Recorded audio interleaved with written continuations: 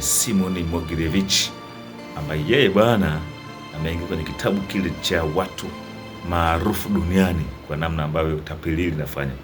Tapeli wa dunia ambaye anajulikana kwa jina la Simon Mogilevich ni mmoja kati ya wahalifu waliokatikisa dunia kwa matukio makubwa ya uhalifu, ambako wao katika hao wahalifu wakubwa duniani yeye ameingia kwenye top 10 ya wahalifu wanaotafuta sana na FBI.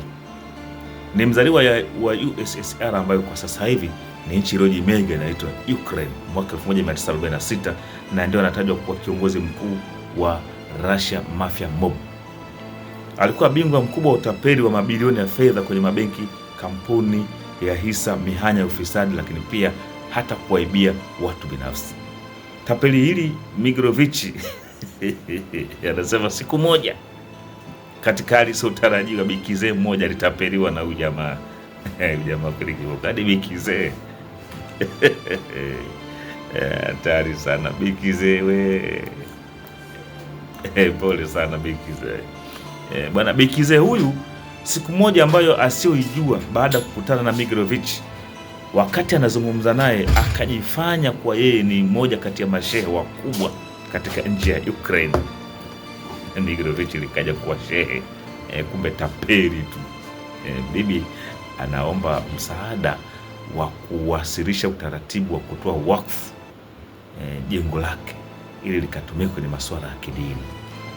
Jamaa likachukua hatua hapo hapo, likamaliza mchezo, akaichukua ile nyumba ya wakfu akasaini kama mtumishi wa Mungu, lakini kilichotokea akaipangisha katika ghorofa 3 zile, moja akaweka mayatima tu ili kumzuga bibi mkubwa asijue kwamba ile ghorofa ni mali yake, na promo ilikuwa inapigwa ni kwa ajili ya mayatima tu. Mama akajua kweli ni huyu bwana ndiye anayemiliki kituo cha yatima na ni shehe mkubwa pale Ukraine. Lakini kutokana na utapeli wake, pamoja na yote hayo, hakuwahi kutumia aina yote ya silaha, vurugu wala nguvu kusababisha madhara kwa watu wengine, isipokuwa kila aliyetapeliwa aligundua kuwa ametapeliwa baada ya miaka 5 kwenda mbele. Mogilevich ile bwana, Simon Mogilevich, na uhalifu wake aliofanya kwenye mataifa mengi duniani ikiwemo Urusi, Ukraine kwenyewe, Marekani, akasogea mpaka China, akafanya Japani, na nchi nyingine za Ulaya ikiwemo Denmark. Lakini mwaka 1956 mwamba huyu aliweza kuifanya uhalifu mkubwa wa kibenki, ambako aliweza kuitapeli benki moja nchini Denmark kwa kuidanganya ya kwamba ametumwa na mheshimiwa rais.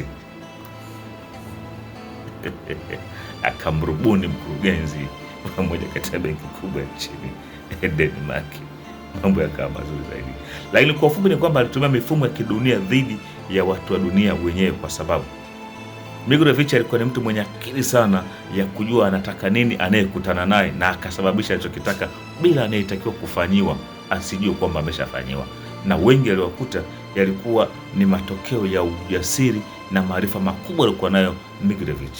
Nikuulize swali, ingelikuwaje mtu angekuja Bongo kama Marekani katapeli, Uingereza kapiga, Denmark ndio hivyo, Ukraine usiseme, Urusi kama kawaida, ukichezesha huko ndio bala. Lakini mwaka 2008 moja kati ya majasusi wa Urusi walimtia mbaroni, lakini wakati wanamtia mbaroni walikuwa hawana uhakika kama ni yeye ama si yeye, isipokuwa alikuja kunusura kwamba ni yeye ndiye anayetafutwa kwa miaka mingi ni yule bibi aliyetapeliwa jengo lake la kuwa wakfu wa kutumika